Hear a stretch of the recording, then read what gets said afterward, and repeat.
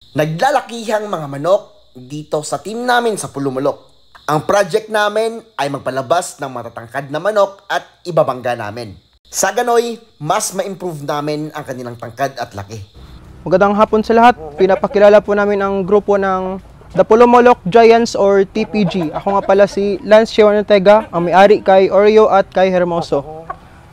Ako pala si John Kenneth, ang may-ari ni Kratos, at ito yung anak ni Kratos na nakuha ni PNC. Ako pala si Noril Banyas, ang may owner ng Nanikid Pulaco. Mayroon tayong mga Cross German at saka Dumpo ID. Ako nga pala si John Alson Bautista, may Pulaco na Naked Neck. At kasali rin ako sa The Pulumulok Giants or TPG. Ang purpose ng mga manok na to ay pang show. Pagandahan, patangkaran, palakihan ng katawan, pabigatan. At maganda ang market nito. Yan, katatapos na natin pumunta. Galing sa mga kaibigan natin sa TPG. Yung mga heritage chickens natin, no, mahapon na. Rhode Island, tsaka Black Ostolorps. Yan, no. Ganda ng sunset. 5:30 na po. Ngayon pala, ipapakita ko sa inyo yung nakuha ko rin.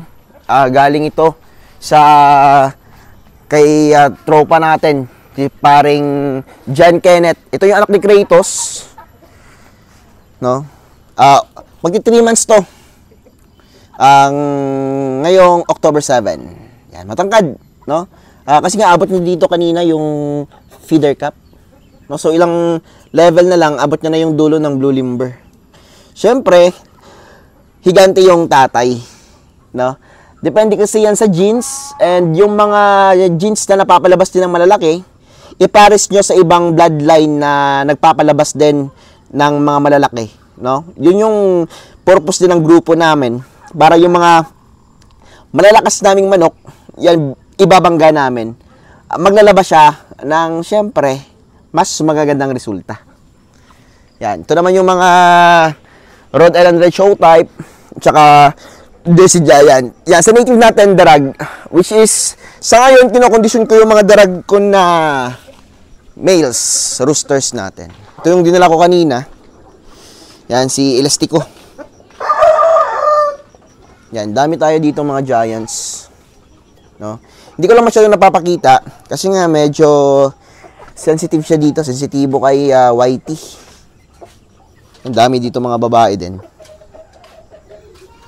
Ito yung ginaganon sa ganitong sideline din, no? Kasi nga hindi naman lahat hilig sa heritage, no? Meron ding hilig sa orientals, which is yung mga matatangkad na manok, malalaki. Yan, may nangitlog pa, oh. Ito naman alak ni Kronos yan. Yan, ito ano ni Sasuke. Mga huling binili ni Sasuke sa akin, no? Bago siya nawala dito sa yard natin. Yan. Ito, Dumbo line. Dumbo yan. Direct yan sa head ng Dumbo. King Arthur bloodline. Si King Luffy. Ito, kinondisyon natin to kanina. Yan, gamit ang promoter 43. Sabay to sila ni, ni Kronos. Yan. Medyo maliwanag pa naman dito sa video. Pero sa ngayon, medyo madilim-dilim na talaga. Kasi nga, palubog na yung araw. Papakita ko sa inyo yung natin, kinokondisyon kong mga drugs, native chicken. Yan, oh. Sa ngayon talaga, hindi sila nakakain ngayong araw. No? Kasi nga, nakafocus sila sa deworming and conditioning. Bakit nga ba hindi ako nagpapakain kapag nagdi-deworm? No, mas maganda itong katawan kasi ng manok natin, acid, no? Grabe yung acid kapag walang pagkain. And mas maganda mag-deworm kapag acid yung kanilang tiyan. So, yun yung kinagandaan, no? Mas magandang mag-deworm kapag walang kinain yung manok natin para acidic sila. Yan. Ito naman yung mga Giants natin na iba. Ito pinapailawan pa. May bata kasing batch dito. Hindi yan magkaka-batch, no? Iba-ibang batch yan. Kaya pinapailawan natin. Ito naman, yung medyo malalaki na. Yan. Dito sa kabila, selected ko at Rhode Island Red na show type. Yun. Dito, after 2 to 3 days, i-release na to. No, para sa mga buyers natin na sabik ng kumuha nitong ating mga Black Astrolorp, Rhode Island, at may Jersey Giant dito. Yung Jersey Giant, may mga tag yung paa nila. Pakita ko sa inyo. Yan ang may tag. Yan. Medyo basa sila dahil sa baba ko to nilagay. Malalagkit kasi yung nasa taas, yung mga malalagkit na part, pumupunta sa balahibo nila. Kapag pinost ko to, oras lang, ubos to. Daming umorder sa atin, hindi ako nagpapa-reserve, no? Kasi nga, konti lang po yung aking supply sa ngayon. Napapalabas ko. Hindi gaano kadami. Yan. Dito naman tayo sa Indio Gigante, yung isa. Yung isa naman ay Shamu Giant. So, ganito lang po kadali yung mga pag-aalaga. Sobrang dali lang. Mas konti yung manok, mas madali. Ito yung Jersey Giant ko. I-flex ito next time. Ngayon, wag lang muna. No, para marami pa tayong pwedeng i-flex. Hindi nyo pa lahat nakikita. No? Yan, dito tayo nagtatambay. Gagamot kapag mainit yung panahon. Meron akong i-share sa inyo. Yung alpha natin sa breeding pen number 2 sa Rhode Island Red ay nagkasakit siya. Napansin ko kasi 2 days na, medyo hindi siya, nagmumuta siya, no? Tapos naglalaway-laway. Ngayon okay na. Bakit naging okay? Ginamot ko po ng Ambroxetil Max. 2 beses ako nagbibigay ng tagdadalawang Ambroxetil Max. So, overdosage yung binigay natin sa kanya. Yan. Bakit nga ba overdosage? Dahil po, malaki po yung katawan niya. Halos kasi sa mga gamot ay nakadesign for panabong, no, na manok. Yan, manok na panglaro. So, ito, mas okay siya na in-overdose itong ating ganito kalalaking manok. No? So, 4 na Ambroxetil Max na uubos ko sa kanya. Yan. Nasa 18 pesos kada isa. Okay lang. Kasi nga, mahal tong vintage line natin. Ngayon, umiinom siya ng Breeder ADE. Yan. Ang purpose ng Breeder ADE ay para mas ay, Progen-Z pala yan, no? Progen-Z. Yan. Ang Progen-Z po, purpose niyan para mas mapalakas yung immune system niya. Yan yung magsisilbing dextrose, no? Kasi nga naka-admit siya. Kung gabi naman, tinatakpan ko lang yan ng trapal. Yan yung trapal natin, no? Yan. Ngayon, napakalakas siya ng kumain.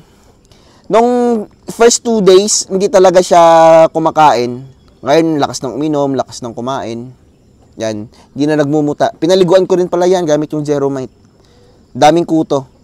Gumamit ako nung spot on, hindi siya effective. Mas effective yung WP85. Yan. I'm sorry sa gumawa ng spot on. Hindi ako na satisfied sa product. No, kasi nga sabi nila 2 drops lang. Ginawa ko nga 6 drops. Pero wala. May kuto pa rin. Unlike sa WP85, walang kuto yan. No? Patay. Agad. Napakaganda po ng WP85, ipupulbo mo lang sa katawan niya. Siguro dahil sa kapag spot on, kapag naulanan yung manok, nawawala yung spot on sa katawan ng manok. So palagi kang lalagay. Unlike dun sa WP85, sa pugad, kung saan sila natutulog, tapos sa balahibo nila, ipulbo mo rin, no? Matagal mo wala yung insecticide na yan. Yun lang yung advice ko. Laway-laway, tinalo ng Ambroxetil Max 4 times a day. Yan. Kahit itanong nyo sa mga veterinarian, okay lang. Dami ko nakausap na veterinarian, basta okay lang yung manok mo. No? Nakadepende kasi yun sa paggamot mo. No? Hindi ko na nilinis yung ilong niya at saka bunganga niya. Kasi nga kapag nasugat yung bunganga niya sa sobrang linis, posibleng pasukan yung ng bakterya, no? At baka magkasakit pa siya or ma-infect yung kanyang bunganga. Mas okay para sa akin sa mga ganitong klaseng manok, no? Gamot lang talaga. Yan. Yung gamot natin, Ambroxetil Max, yan. At saka yung tawag ito, yung Ambroxetil na Amtil 500, yan, napaka-effective po. Yan. Amtil 500 po yung binibigay pala natin na tableta, nagkamali ako, no? Amtil 500 4 times a day. Yan, yung Ambroxetil Max naman sa tubig. So kapag ganito kasi mga isang manok lang, direct na. Kasi kapag tubig, minsan hindi nila iniinom dahil nga mapait. Sorry, nagkamali po ako mga kanitib. Amtil 500 po pala. Yan. Yan. So yun lang mga kanitib, na sana yung natulungan ko dito sa ganitong klaseng kasi minsan kapag masama yung panahon, pwede mag-fall cholera yung manok natin. Medyo mahirap magganap ng bakuna ng fall cholera, wala akong mahanapan, kaya hindi ko mabibigyan yung ating mga alagang manok. Which is okay lang naman gamutin, dali lang kapag alam mo kung paano or ano yung gamot na gagamitin.